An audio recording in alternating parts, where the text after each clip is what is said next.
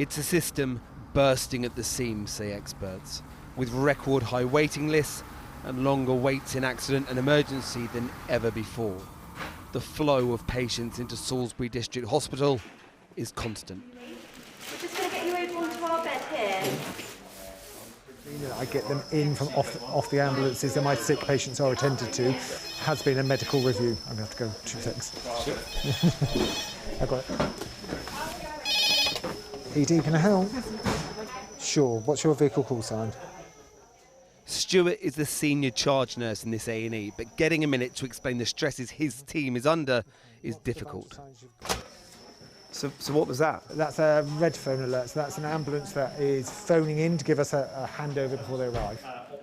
What's the longest someone will wait here to get into a bed? So I think over the last couple of days I've seen them in the teens in the hours, so that long waits to come in. So they're waiting here for 15 odd hours. Where do you put them? So we bed them down within here, so we get hospital beds in the department and make them comfortable within the cubicles that they're in. How does that work for you if you're getting calls on that red phone? So it becomes a juggling game, so we then have to look at acuity and then potentially having to move patients around to create the right space to get the next patient in. And he's already been seen by a HCP. This juggling act is being repeated in hospitals across the country. New figures today reveal the stark scale of the delays. So far this year, across NHS England, there have been 250,000 waits of more than 12 hours to get patients onto wards. To put that into context, that's more than in the last 10 years combined. But that's just the wait to get them onto a ward. They may have waited hours for an ambulance, hours more to get from that ambulance into A&E. This is a system under unimaginable stress. Hello again. Steve is on dialysis. He's back in A&E today. He was also rushed to the hospital on Saturday. Yeah, we sat in the car park for about 4 hours. In an ambulance? Yeah. And there were three, well, there was me in there, and there were 3 staff sitting there for 4 hours and drinking tea and eating sandwiches.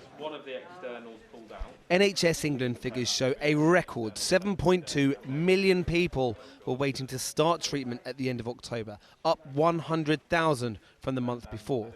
In emergency departments, just 68.9% of patients were seen within 4 hours. That's the worst performance on record. The target is 95%. There is, I think, 10 beds coming up later in medicine, Aaron.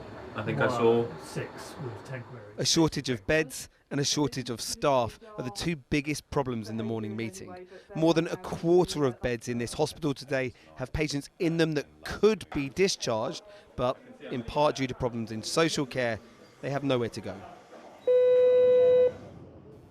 There's another problem ahead this winter: strikes. Nurses here are not striking immediately, but could in the new year.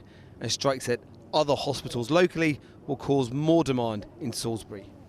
It'll be really tough because it's really tough on most days. Actually, what the Royal College of Nursing have said as a starting point is they will staff services as if it was a Christmas day. So we have something to build on, you know, and you will know and your viewers will know we run hospitals on a Christmas day every year and it can be really tough, but I am confident that we will be able to keep people safe.